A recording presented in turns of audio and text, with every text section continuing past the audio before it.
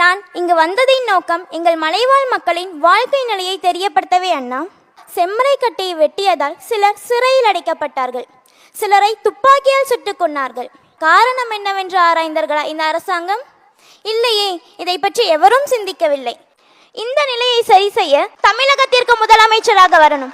நாங்கள் உங்களை வரவைப்போம். அண்ட் விஜய் அண்ணாக்கு ரொம்ப தேங்க்ஸ். நான் 8th ஸ்டாண்டர்ட் படிக்கும்போது நீங்கள் இந்த அவார்ட்ஸை ஸ்டார்ட் பண்ணீங்க.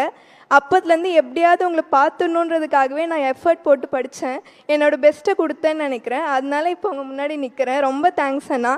தலையாட்டும் ஆடுகளை தான் பலியிடுவார்கள், சீரும் சிங்கங்களை யாரும் பலியிடுவதே இல்லை. நம்ம சார் சிங்கம்.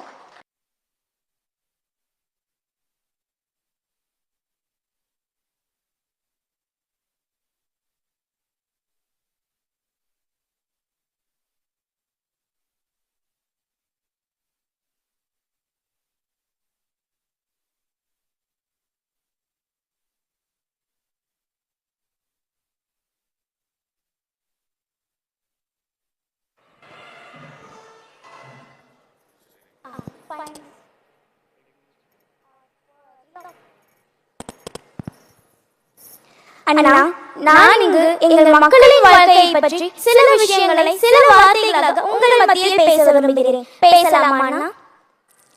நான் சேலம் மத்திய மாவட்டம் ஏற்காடு சட்டமன்றம் வடக்குநாடு பஞ்சாயத்து சின்ன கல்வராயன் மலையில் உள்ள கரமந்துறை என்ற கிராமத்திலிருந்து வந்துள்ளேன். நான் இங்கு வந்ததின் நோக்கம் எங்கள் மலைவாழ் மக்களின் வாழ்க்கை நிலையை தெரியப்படுத்தவே அண்ணா. நீங்கள் எல்லாம் நாளிதழில் பார்த்திருப்பீர்கள். எங்கள் மலைவாழ் மக்கள் ஆந்திராவில் செம்மரை கட்டையை வெட்டியதால் சிலர் சிறையில் அடைக்கப்பட்டார்கள். சிலரை துப்பாக்கியால் சுட்டுக் கொன்னார்கள். எங்கள் மலைவாழ் மக்கள் இந்த நிலைக்கு தள்ளப்பட்டதற்கான காரணம் என்னவென்று ஆராய்ந்தார்களா இந்த அரசாங்கம்?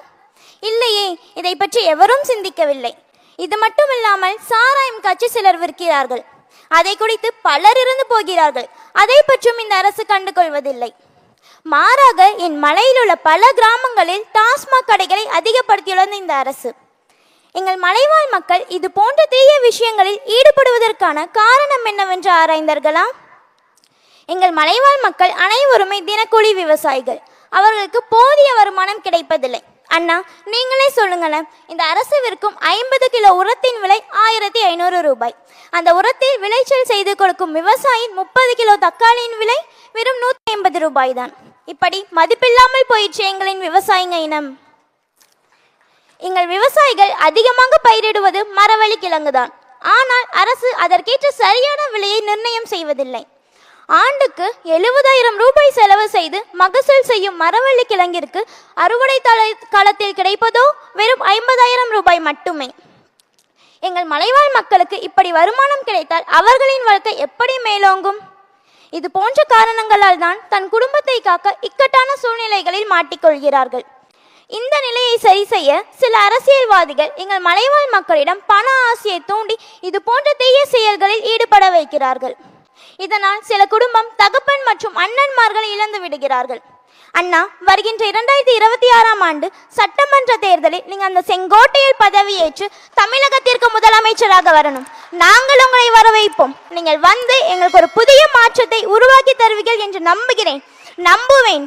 இது மட்டுமில்லாமல் எங்கள் மக்கள் பயிரிடும் மரவள்ளி கிழங்கிற்கு ஒரு தொழிற்சாலை அமைத்து தருமாறு தாழ்மையுடன் கேட்டுக்கொள்கிறேன்.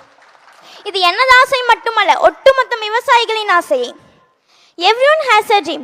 Likewise, I want to become an IAS officer. It's my childhood dream to become an IAS officer. I want to serve my people and my nation. I want to make my country corruption and poverty free. I want to make my country crime free. I want my people to be educated and civilized.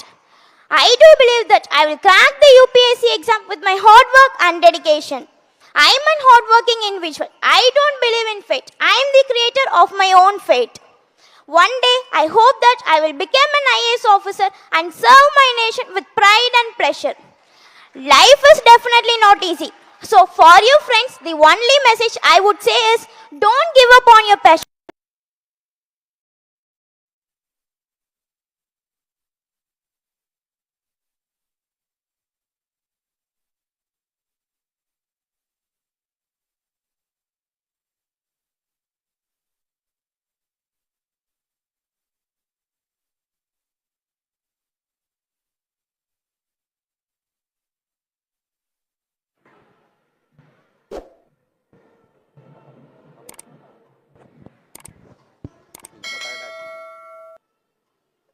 A pleasant afternoon to everyone. என் பேர் கவினயா. நான் திருவண்ணாமலை மாவட்டம் சேத்பட்லேருந்து வரேன்.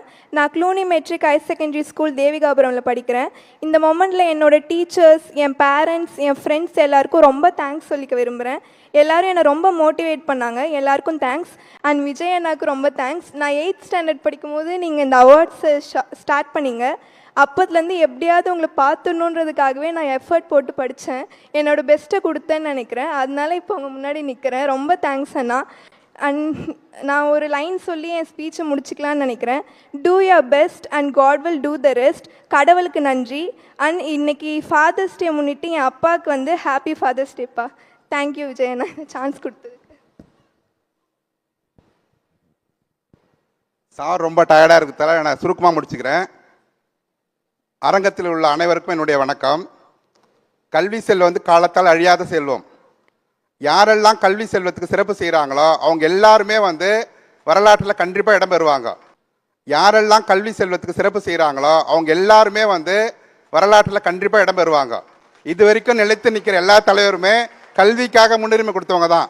அந்த வரிசையில் கண்டிப்பாக நம்ம தளபதி அவர்களுக்கு கண்டிப்பாக இடம் உண்டு.